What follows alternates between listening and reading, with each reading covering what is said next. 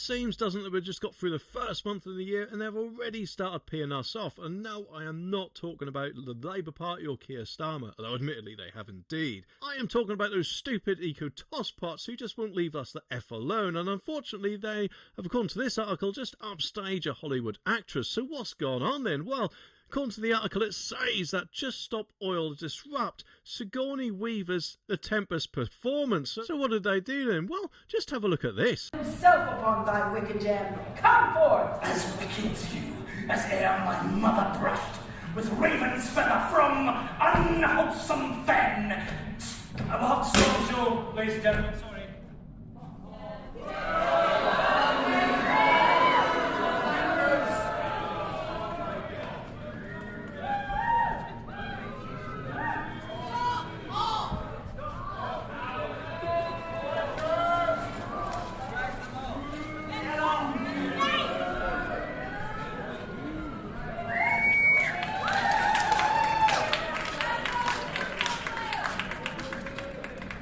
1.5 degrees is a shipwreck that we can't ignore.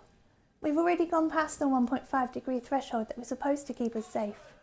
At 1.5 degrees of warming, we already have devastating storms, uncontrollable wildfires, and too much loss. Well, I'm sure you'll agree that is enough of their crap. 1.5 degrees, apparently, is an excuse to ruin a load of people's evening. And Sigourney Weaver was the lady obviously sitting down on the chair. She was more than likely really peed off.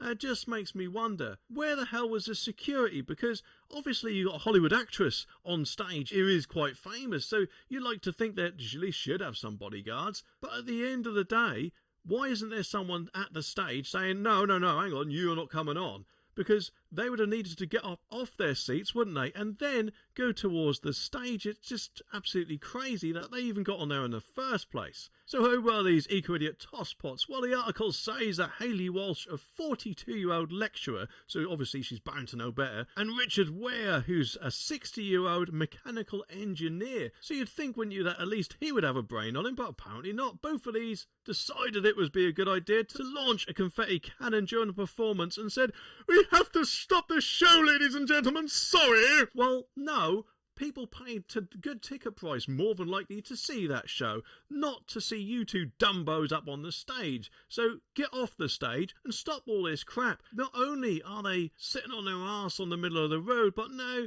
they're going about everywhere stopping people's shows. It's just absolutely crazy with what they've been doing recently. What happened to them getting locked up like those two people who thought, I'll just throw some tomato soup over a painting? Because from what I remember, they actually got, was it 2 years? But anyway, the protesters' message referenced the recent announcement that 2024 had been the warmest year on record. Well, bloody great. I love sitting on my arse on the beach with some sunglasses on, bathing in the sun, but I guess they want to put a stop to all that. And yeah, correct me if I'm wrong, but I'm pretty sure that around, what was it, 1,000, 2,000 years ago, it was hotter then than what it is now. And this does go on every 1,000 years or so when the Earth gets warmer and cooler as time goes on. But I guess these people didn't really want to think about that, eh? And the other guy, Weir, reflecting on his career in the shipyards in Tyneside, drew parallels between the government's failure to address climate change and the decline within the UK manufacturing due to inaction. Well, I guess the only decline in manufacturing or anything at the moment could be seen as Keir Starmer by quite a lot of people, not actually people going about getting to work in the first place by using these things called cars, which obviously, as far as I'm aware, do kind of use fuel, unless of course you have an EV. And he's not done there, because he warned that unless fossil fuel use is phased out by 2030, the impacts of the crisis on homes, crops and, wait for this, neighbourhoods could only worsen. Well, hang on a minute.